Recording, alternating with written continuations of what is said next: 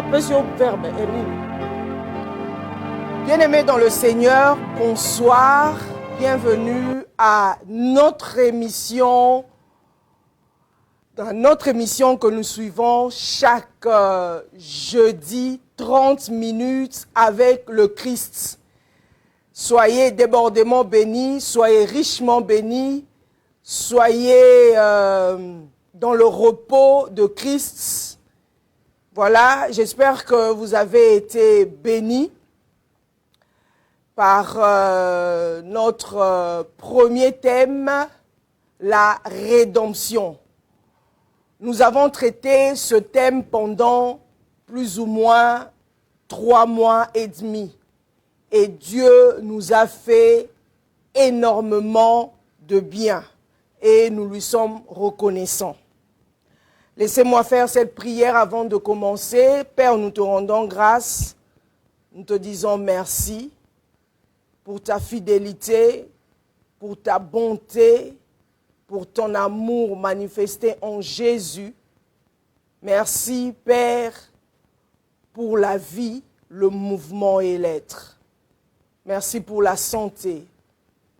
Merci pour tes bontés que tu as déversées en ce jour. Nous te sommes infiniment reconnaissants. Merci, Père, parce que tu es le seul et l'unique Dieu, créateur de toutes choses. C'est toi qui as mis en nous le souffle de vie. Et nous sommes les ambassadeurs du royaume sur cette terre des hommes. Merci pour la domination restaurée par le Christ. Merci parce que nous sommes des rois et des reines. Nous ne subissons pas. Nous sommes appelés à manifester le royaume sur cette terre des hommes. Merci pour le Saint-Esprit. Merci pour le sang de l'agneau qui nous a lavés, qui nous a purifiés. Merci parce que nous sommes assis avec le Christ dans le lieu céleste. Merci de nous avoir donné le repos. Merci pour le Saint-Esprit qui habite en nous. Merci parce que chaque jour, nous célébrons ton nom. Merci pour le repos que tu nous as accordé. Merci pour la paix. Que ton règne soit établi en ce lieu. Que ton règne soit manifeste dans nos vies. Et que toi seul sois élevé ce soir. Au nom de Jésus, j'ai ainsi prié. Amen. Voilà. Bien-aimés dans le Seigneur, nous avons été richement bénis par un thème très révélateur, la rédemption. J'ai eu des coups de fil, des emails, des appels. Voilà, les gens ont été vraiment bénis et nous rendons grâce à Dieu. Ce soir, nous allons aborder un autre thème. Et je pense que je vais disséquer ce thème par la grâce de Dieu en 5 séances et Dieu nous fera énormément de bien. Voilà. Le thème est simplement la position du croyant. Nous avons parlé de la rédemption qui est le fondement de notre foi, le salut, parce que si nous n'avons pas compris le fondement, le soubassement, le socle de notre foi, qui est le salut, la rédemption. Christ a pris notre place à la croix, il a donné sa vie, son sang a coulé pour nous, nous avons été rachetés par le sang de l'agneau, nous avons été rachetés par le Christ, et nous vivons, n'est-ce pas, par la foi. Nous avons été sauvés par la grâce, au moyen de la foi. Et si vous voulez, ceux qui me prendront en cours, ou celle qui me prendra, ou celui qui me prendra en cours, n'est-ce pas, je suggère simplement d'aller sur la page de la télé, la foi en Jésus, RTFJ-TV, sur YouTube, vous trouverez, n'est-ce pas, les différentes parties ou les différents épisodes de notre thématique, la rédemption. Voilà. La position du croyant. On a parlé de la rédemption, mais qui est le socle, qui est le soubassement. Et maintenant, il est temps de bâtir l'édifice, de bâtir la maison, de bâtir le bâtiment. La rédemption, qui est le soubassement, qui est le fondement, qui doit être solide. Nous devons avoir l'appréhension, la compréhension de la rédemption. Et après avoir bien compris la rédemption, c'est alors que le croyant que nous sommes en Christ devons bâtir l'édifice en Christ. Donc, notre position spirituelle vient, ou carrément notre position, quelle est notre position, voilà, après la rédemption. On a la rédemption, mais on doit avoir quelle position pour vivre la rédemption, pour vivre notre foi en Christ. On doit avoir quelle position après la rédemption. Voilà. Nous allons lire on va aller vite dans Colossiens 3, versets 1 à 2. Colossiens 3, 1 à 2, que nous dit les Écritures. Colossiens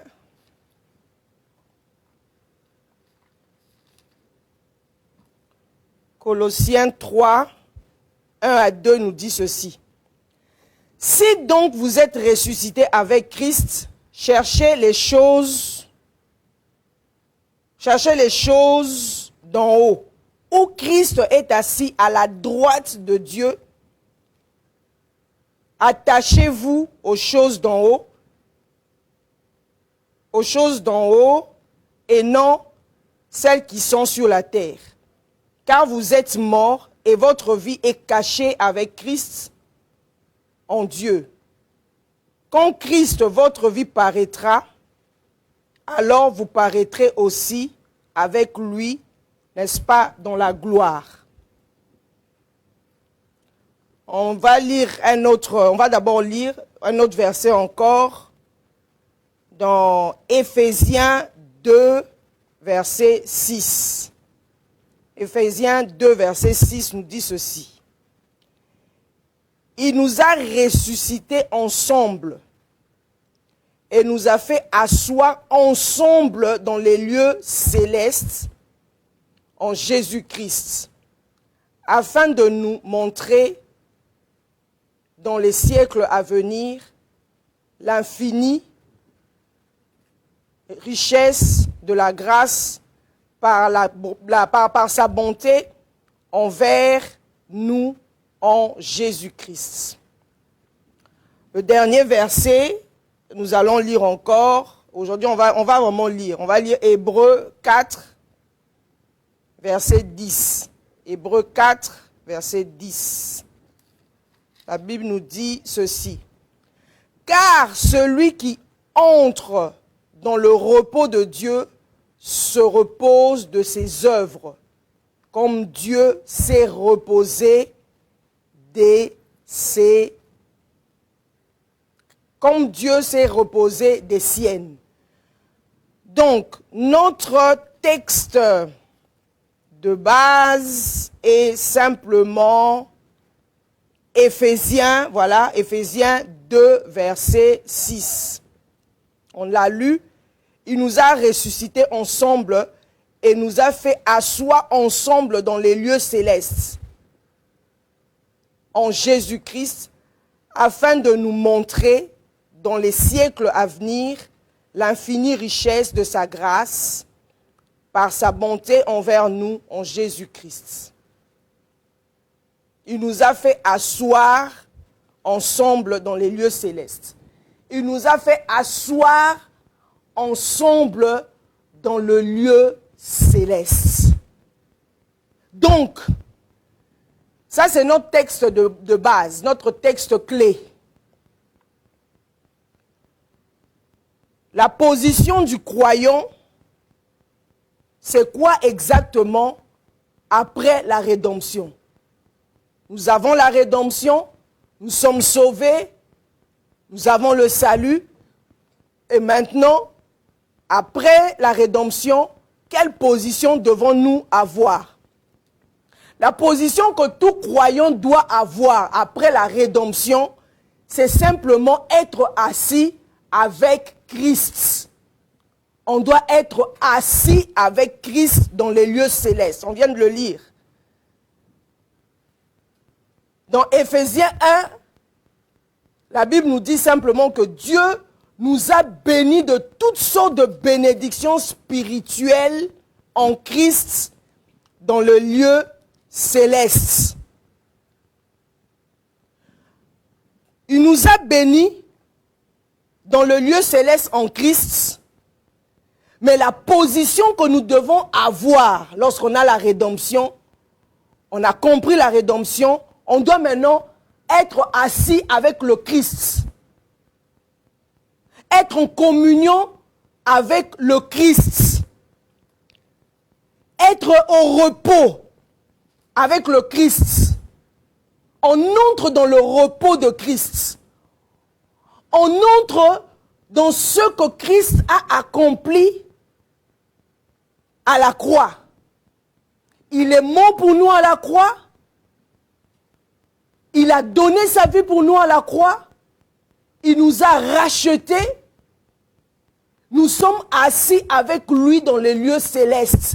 Nous sommes dans le repos. Bien-aimés dans le Seigneur, une personne qui reste debout, une personne qui n'est pas assise, n'arrive...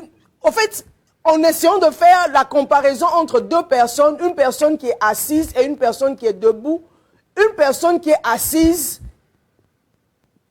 a plus le temps de réfléchir, de comprendre plusieurs choses, d'observer, d'analyser, de contempler la grandeur de Dieu. Tandis qu'une personne qui est debout, voilà, c'est une personne, n'est-ce pas, qui peut se fatiguer facilement. Mais lorsqu'une personne est assise, la personne est, n'est-ce pas, au repos. La personne peut réfléchir, peut analyser, peut contempler la grandeur de Dieu. Une personne, n'est-ce pas, qui est vraiment, n'est-ce pas, au repos de Dieu, qui est assis, ou carrément au repos de Dieu, manifeste, n'est-ce pas, la paix de Dieu. Être assis, être au repos, c'est être en paix avec Dieu. Je suis assis. Je suis dans le repos de Dieu. Je suis assis. Je suis en paix avec mon Père. Comme on l'a vu dans les différents épisodes de la rédemption, dans Romains 5, verset 1, on est en repos avec Dieu. Je ne suis pas en guerre avec Dieu. Je ne vis pas dans la culpabilité. Un croyant ne vit plus dans la culpabilité. Mais est dans le repos, est en paix avec Dieu, est assis. Une personne qui est assise est en paix. Est stable. C'est-à-dire la rédemption te fait entrer dans une stabilité spirituelle. La rédemption te donne une position dans le lieu céleste en Christ. On est assis avec le Christ dans le lieu céleste. Être assis, c'est se reposer dans l'œuvre accomplie de Christ. On va le voir dans Hébreux 4, versets 9 à 10. C'est-à-dire, on est dans le repos de l'œuvre accomplie, de l'œuvre achevée de Christ. Christ a payé pour nous le prix à la croix. Il a donné sa vie pour nous à la croix. Il nous a rachetés de la malédiction. Nous ne sommes plus dans la malédiction adamique. Mais nous vivons pleinement, totalement, n'est-ce pas, le repos dans l'œuvre accomplie de Christ. Nous nous reposons dans l'œuvre accomplie de Christ. On est dans le repos. Nous ne sommes plus dans la malédiction. Nous ne vivons plus dans le chèque. Nous ne vivons plus dans le manque. Nous vivons dans l'abondance. Nous avons la mentalité de l'abondance. Nous avons la mentalité de la pensée racine qui est l'abondance. C'est ça le repos. Nous sommes dans le repos avec Christ dans le lieu céleste. Et être assis, c'est aussi être libéré du besoin de faire. Non, je dois faire ceci pour que je sois béni. Je dois jeûner 40 jours pour que je sois béni.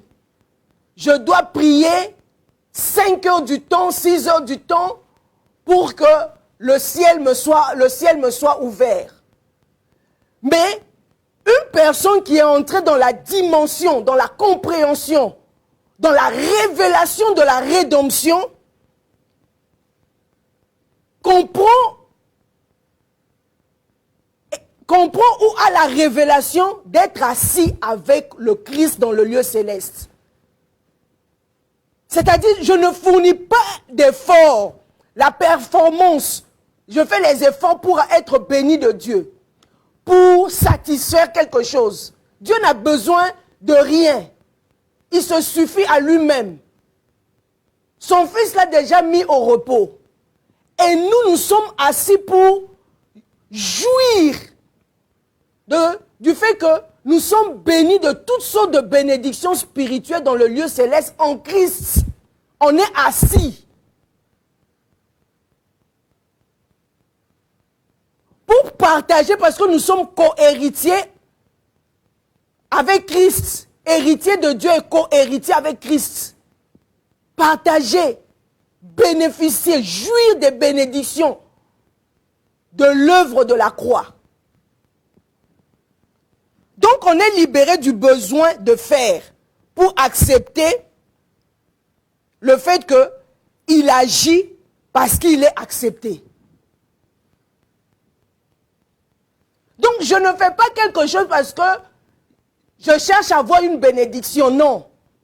Je ne pose pas les actes parce que je dois plaire à Dieu, non. Je fais pas certaines œuvres ou quoi que ce soit pour être accepté. Je le fais parce que je suis déjà accepté, je suis enfant de Dieu. J'ai mon identité en Christ. Je suis une nouvelle créature. Les choses anciennes sont passées, voici toutes choses sont devenues nouvelles.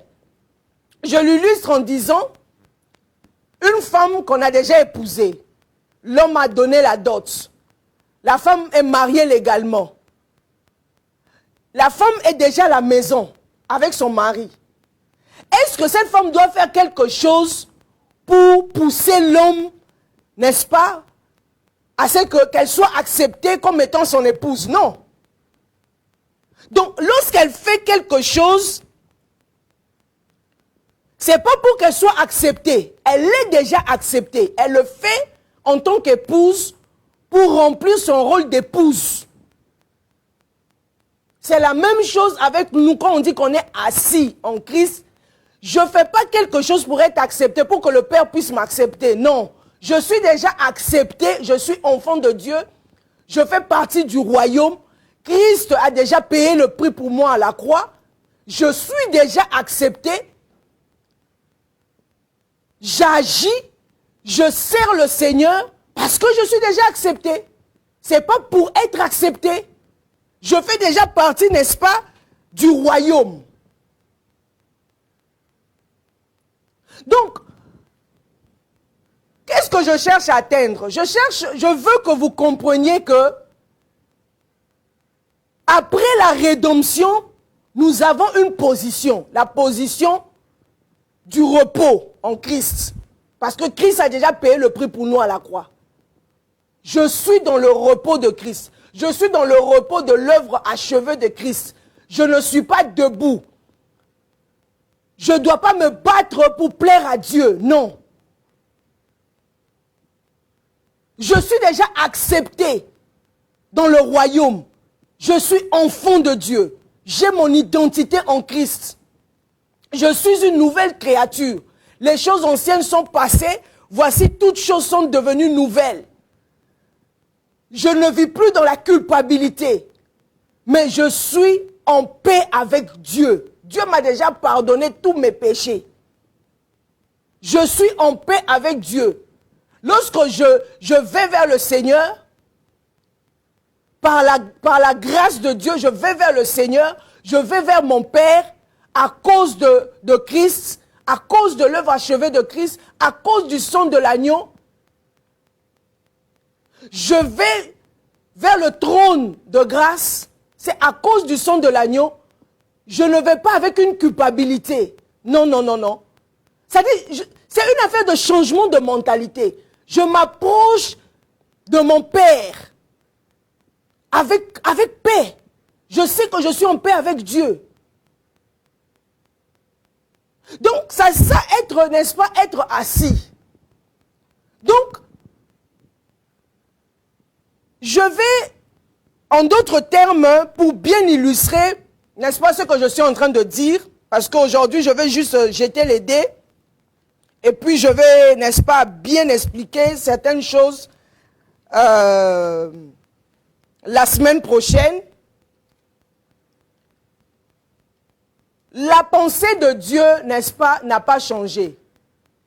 C'est pour dire quoi? C'est pour dire que dès le commencement, Dieu avait une seule pensée. Comme je le dis toujours, Dieu n'a pas de plan B. Dieu a un seul plan, le plan A. Il n'y a pas de plan B, il n'y a pas non plus de plan C. Lorsque Dieu, lors de la création, lorsqu'il a créé, le 6e jour, la Bible nous dit que Dieu a créé l'homme et le 7e jour, Dieu se reposa. On va le trouver dans Genèse 2, versets 1 à 3. La Bible nous dit que le 7e jour, n'est-ce pas, Dieu se reposa. Le sabbat divin. Suivez-moi bien, parce que je suis en train de jeter les dés. Lorsqu'il a fini de créer, le 7e jour, il se repose, il crée l'homme dans l'éternité. Le 6e jour, n'est-ce pas, il forme l'homme et la femme. Donc, Adam et Ève ont commencé, n'est-ce pas,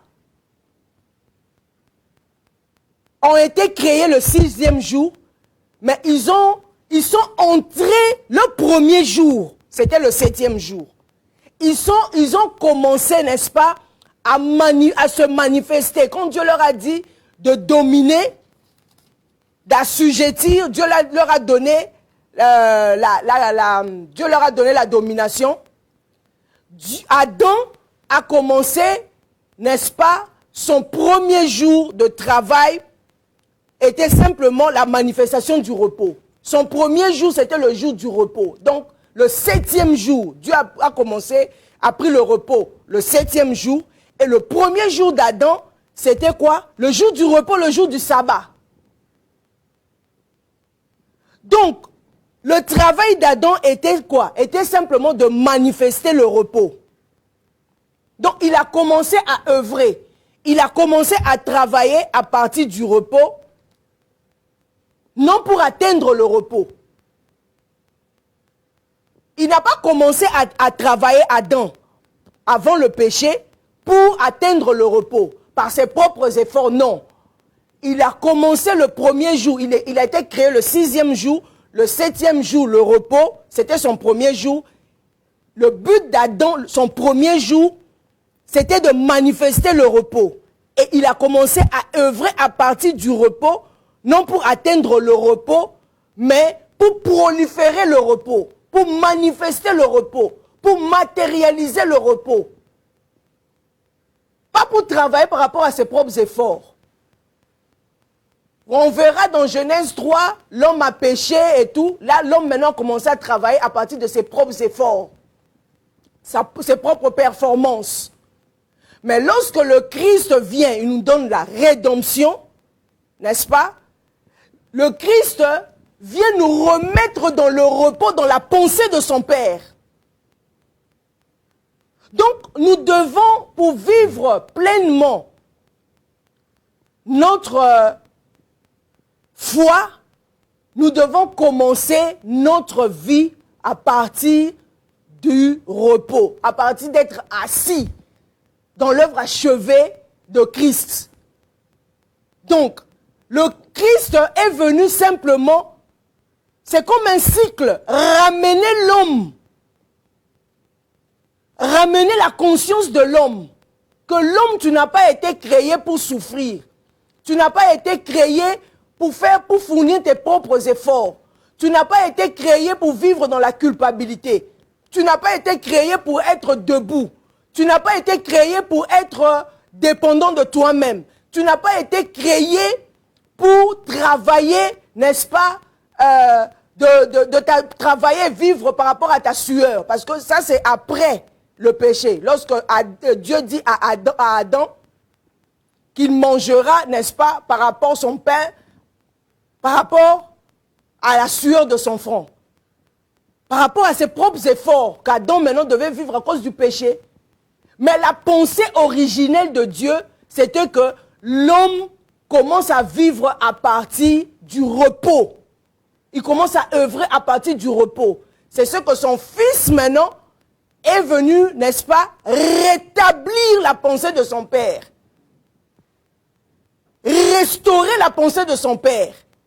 Que l'homme, après la rédemption, doit changer de mentalité. Doit changer sa conscience, sa manière de voir les choses, sa manière de voir la vie. L'homme a été béni de toutes sortes de bénédictions spirituelles en Christ dans le lieu céleste. Et nous venons de lire notre texte clé, que l'homme est assis avec le Christ dans le lieu céleste. Nous sommes assis avec le Christ dans le lieu céleste. Nous ne sommes pas assis avec les démons. Nous ne sommes pas assis avec le prince de ce monde. Nous ne sommes pas assis avec les dominations. Mais nous sommes assis avec le Christ. J'aimerais que tu puisses comprendre, n'est-ce pas? C'est-à-dire saisir cette révélation. Nous sommes assis avec le Christ dans les lieux célestes. Comme la Bible nous dit dans Éphésiens 2, verset 6. Nous ne sommes pas assis au niveau de la culture, au niveau des coutumes, au niveau de la malédiction, au niveau de l'échec, au niveau des maladies, au niveau des choses de ce monde. Non, nous sommes assis avec le Christ dans le lieu céleste.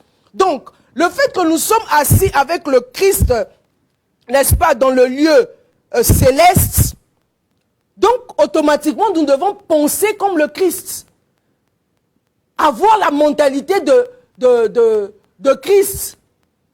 La domination. Nous devons dominer, nous devons régner. Avoir les pensées d'humilité, les pensées de manifester le royaume sur la terre.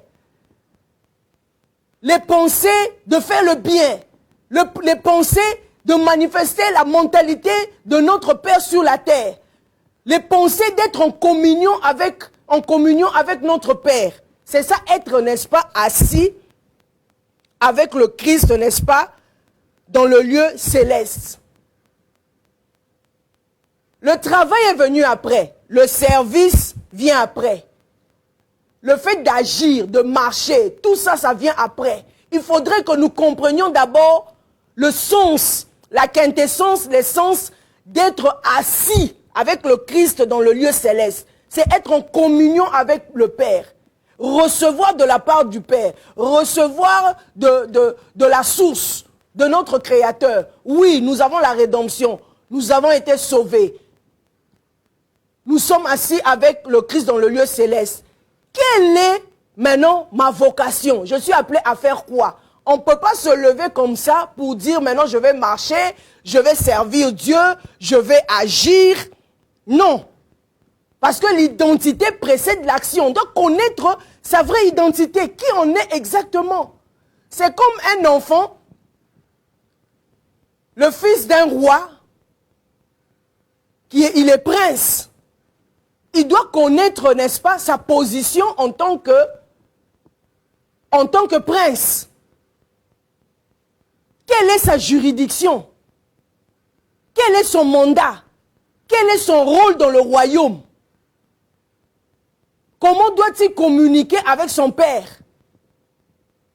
Quelle est la relation avec son père? Il est obligé à faire quoi? Mandaté à faire quoi dans le royaume? C'est la même chose qu'on dit être assis.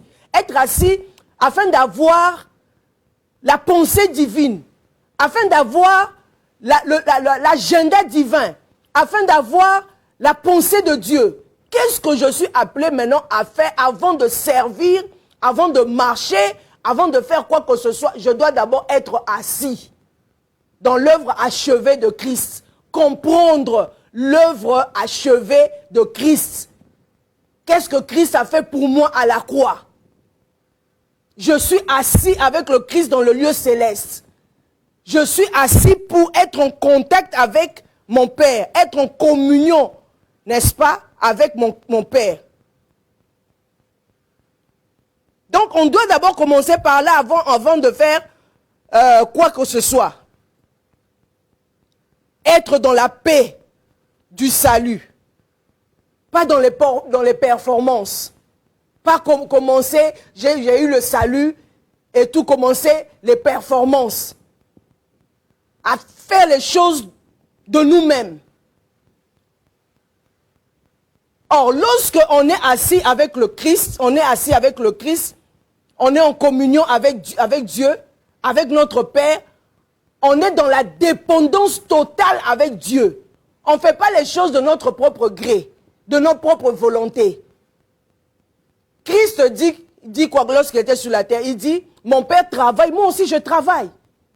Mais, et nous sommes assis avec lui dans le lieu céleste. Mais maintenant, on veut travailler. Tu veux faire quoi comme travail dans le royaume? Tu ne sais même pas quel genre de travail tu peux faire. Donc, avant de servir, avant quoi que ce soit, on doit être assis. On doit comprendre le fonctionnement, n'est-ce pas, du royaume. On doit être enseigné. On doit être instruit. On doit avoir les instructions, n'est-ce pas, divines.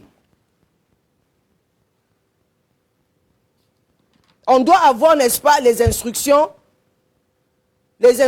divines. Bien-aimés dans le Seigneur. Sinon, quasiment, on va taper à côté, on dit carrément, voilà, on a la résurrection, on a la rédemption, on est mort avec le Christ, on est ressuscité, et puis du coup, on commence à agir, on commence à travailler, on commence à faire les choses de notre gré, de nous-mêmes, de nos propres efforts, sans pour autant être assis.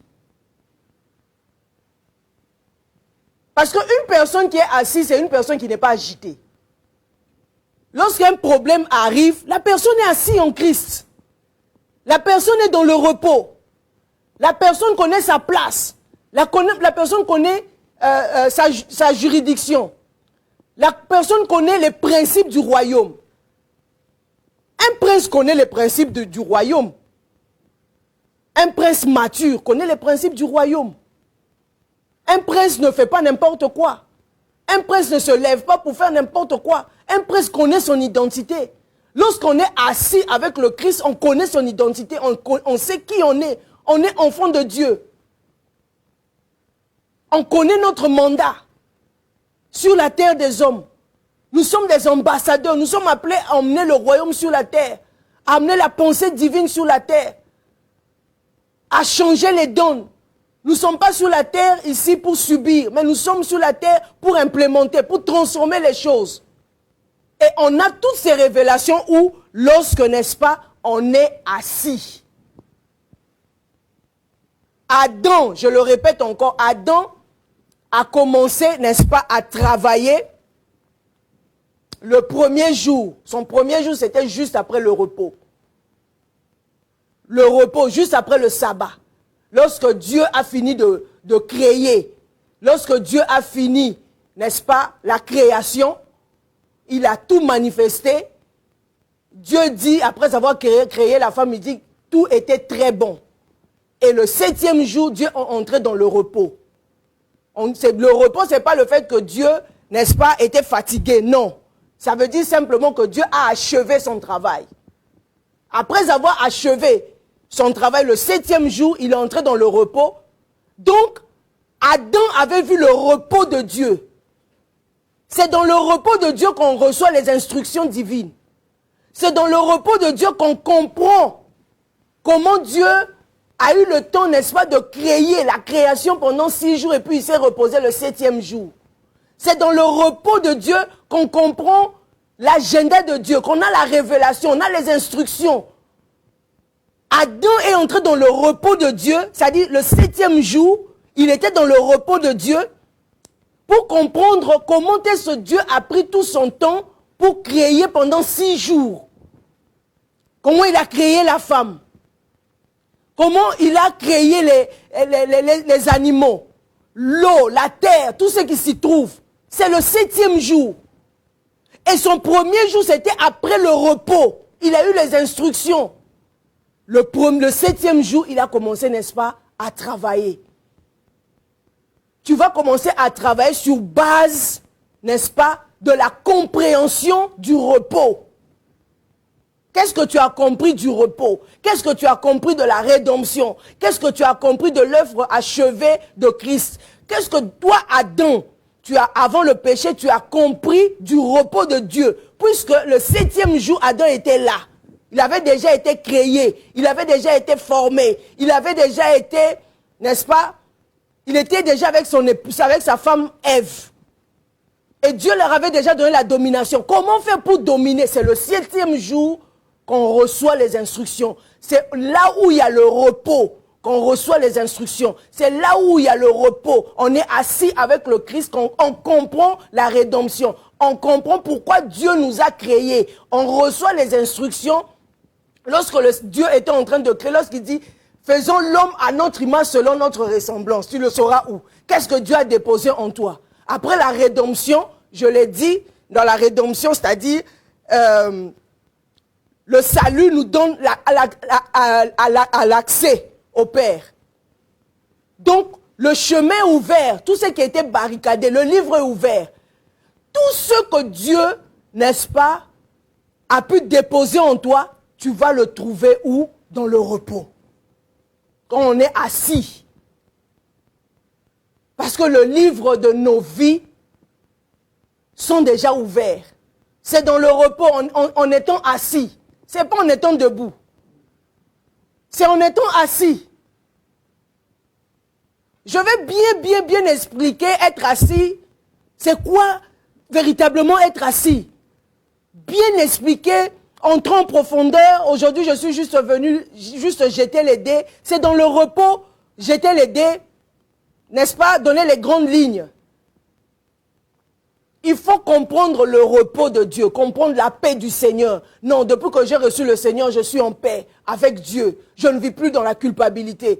Vous verrez aussi, votre manière de prier va changer.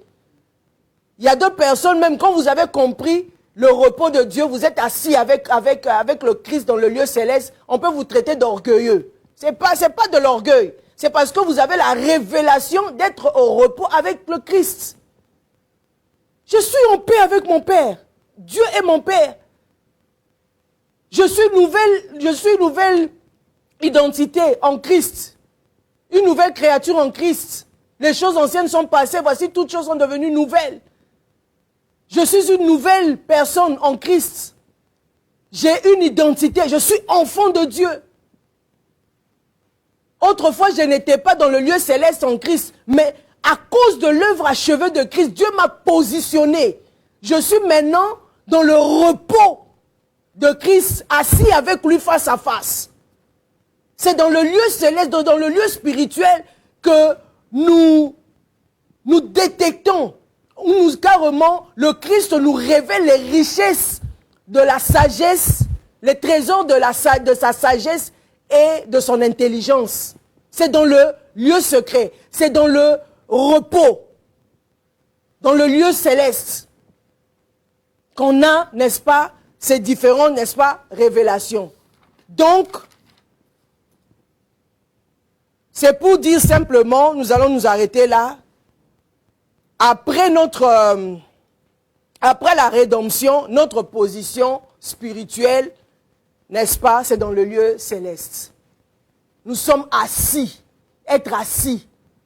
On n'est pas debout, on est assis, on est dans le repos de l'œuvre achevée de Christ. On est en paix avec Dieu.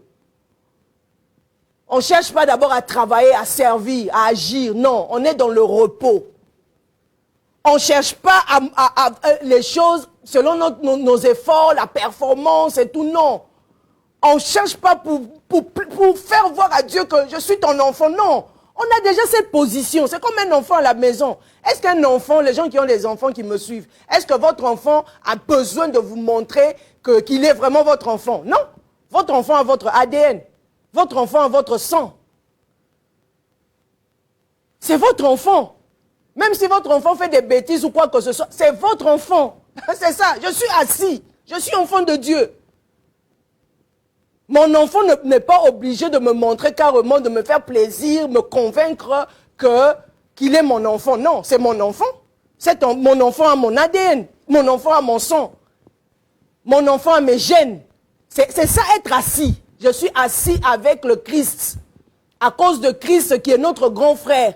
C'est lui qui nous a donné cet accès. Je suis dans le repos. Je suis assis avec lui. Je bénéficie des avantages du royaume. Je suis en contact avec Dieu. Je suis assis avec lui dans le lieu céleste. Je suis en repos, n'est-ce pas, avec mon Père. Et je dois bénéficier, n'est-ce pas, des avantages de l'œuvre accomplie, de l'œuvre achevée de Christ. Chose que Adam, n'est-ce pas, n'avait pas compris. Il a commencé juste après avoir été formé le 6e jour, le 7e jour, à bien saisir la domination. C'est dans le repos qu'on comprend tout.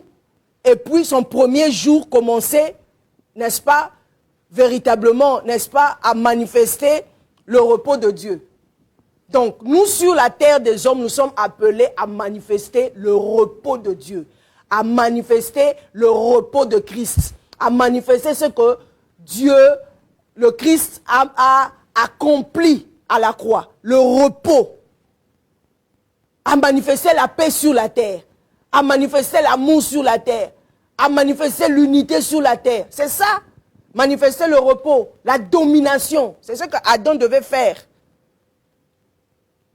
Chose qu'il n'a pas fait. Allons-nous dire que Adam n'avait pas compris le repos, le sabbat divin, on en parlera, n'est-ce pas, la fois prochaine. Et nous parlerons encore la fois prochaine de ceux qui vivent, n'est-ce pas, dans le repos et ceux qui ont, n'est-ce pas, accepté le Christ, qui n'ont quasiment ou peut-être pas compris la rédemption et qui se lancent directement au service, ils seront essoufflés. Ces personnes seront essoufflées. Mais une personne qui est dans le repos, on le verra la fois prochaine, comment ces gens, n'est-ce pas, ont compris, n'est-ce pas, leur position, la position du croyant, comment marcher avec le Seigneur, les bénéfices, n'est-ce pas, d'être assis avec le Christ dans le lieu céleste, et après, comment marcher avec Dieu. Voilà, que Dieu vous bénisse. Laissez-moi encore faire cette courte prière. Père, nous te rendons grâce. Nous te disons encore merci pour ce moment merveilleux que nous venons de passer, parce que tu nous as donné une position en Christ. Ta parole le dit dans Ephésiens 2, verset 6. Nous sommes bénis dans le lieu spirituel en Christ. Et tu nous as donné une position. Nous sommes assis avec Christ dans une position d'acceptation, de paix et de victoire. Nous sommes déjà dans la victoire. Nous marchons dans la victoire. Nous sommes en paix avec toi qui est notre Père. Nous avons ton ADN. Tu nous as déjà donné l'identité. L'identité que nous sommes déjà enfants de Dieu. Père, nous te disons merci parce que nous sommes assis avec le Christ dans le lieu céleste. Nous ne sommes pas debout. mais nous sommes assis. Merci pour cette position que tu nous as déjà donnée. La position du repos qui précède le service. Merci pour l'identité qui précède aussi l'action. Nous te sommes reconnaissants. Seigneur, Saint-Esprit, nous bénissons l'œuvre achevée de Christ. Nous bénissons, nous disons merci pour cette identité merveilleuse que nous avons, l'identité d'être enfants de Dieu. L'Esprit de Dieu agit encore dans nos vies. Parle-nous, révèle-nous les choses cachées. Révèle-nous encore, Père. Le Père, révèle-nous véritablement, oui. C'est quoi être assis en Christ dans le lieu céleste? Nous ne sommes pas debout, mais nous sommes assis. Nous bénéficions pleinement, totalement du repos de l'œuvre achevée de Christ. Nous bénissons cette soirée et nous recommandons, n'est-ce pas, encore cette semaine en tes saintes et divines mains. Paix et grâce chez vous, que Dieu vous bénisse. Nous nous retrouvons la semaine prochaine. Shalom.